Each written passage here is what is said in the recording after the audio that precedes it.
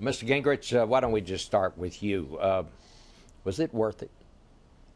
Oh, I think as a citizen, sure.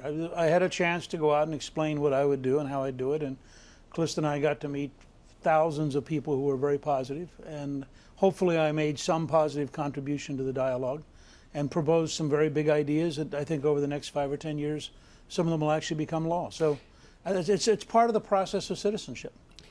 Do you think, because many times during the campaign, you were all over Mitt Romney for claiming he was a conservative, and you said he wasn't. Do you think he would have been better off, or would be better off now, to simply concede that he is a moderate? I mean, is that a bad thing, to be known as a moderate? Well, look, we had a very hard-fought campaign, and a lot of different people threw punches in a lot of different directions. The fact is, compared to Barack Obama, Mitt Romney is a solid conservative. And I think you have to come down to what's the choice this November. And the choice is the most radical president in American history and a failed president at the economy, and somebody who has a solid record on jobs and who, in fact, on basic principles is conservative. And I think you can get into arguments about who's how conservative, but compared to Obama, Mitt Romney is a solid conservative. Does Mitt Romney want your support? I notice you haven't endorsed him yet. That's very strange to me. I mean, I said on Wednesday when I did the statement of suspending the campaign, I'm going to campaign for him. I favor him over Obama, and I went through like 7 different issues where I favor him. I'll do everything I can to help elect Romney, and I'll do everything I can to help the Senate and to help the House Republicans. I'm not sure what endorsement means beyond that. I'll be campaigning with Mitt in the near future. So you have endorsed him. As far as I'm concerned, I've endorsed him, and we're working with his campaign team.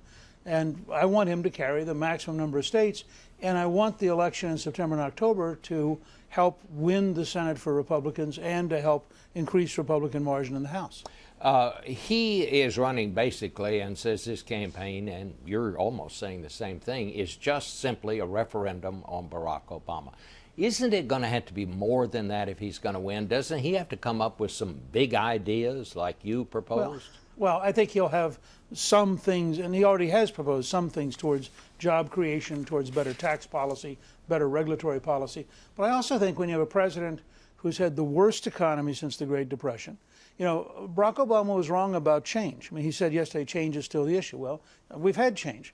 More Americans have lost jobs. More Americans have had their homes foreclosed. More Americans have paid more for gasoline. More Americans have been driven into poverty. I mean, we've seen a lot of change under Barack Obama. The sad thing is almost all of it's been negative. Well, what do you think Governor Romney ought to be doing right now? Pretty close to what he's doing. I think the Republican Party, again, my bias, and he's got to run his campaign. He won the nomination, I didn't. But my bias is towards a team election, bringing together the House, the Senate, and the presidency, as Reagan did in '80. I think that Governor Romney wants to govern. I mean, he's been in a situation in Massachusetts where the other side ran the legislature. He knows how big a difference it would make to have a Republican Senate. And I think his team has got to put together, how do they define the election so it elects Romney and elects Republicans to the House and Senate. And if it comes together that way, I think he could have a very successful campaign. Do you think President Obama made too much of the anniversary of the death of Osama bin Laden? I think President Obama will take any topic other than the economy and maximize it. And I think you're going to see that for the next 5 months. You give President Obama a chance to talk about anything except this economy, and he's going to do so. And the question that ought to be asked of him over and over again is, so how many jobs did you create yesterday? What did you do to help Americans keep their homes? What have you done to bring down the price of gasoline? And he can dance all he wants to. In the end, this campaign is real simple. Can you really afford 4 more years of a failed presidency? You know, they wanted to use forward as their slogan. They should be using downward, because that's been the trend for the economy, for take-home pay, for people being able to afford gasoline. In every case, it's been downward under Obama. Will it make any difference who he puts on the ticket with him? Who Romney puts on? Yes.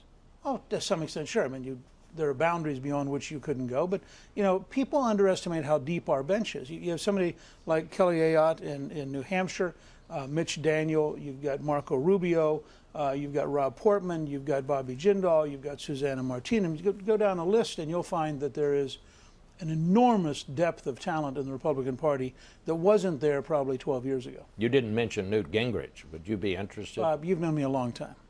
would you pick me to be vice presidential nominee?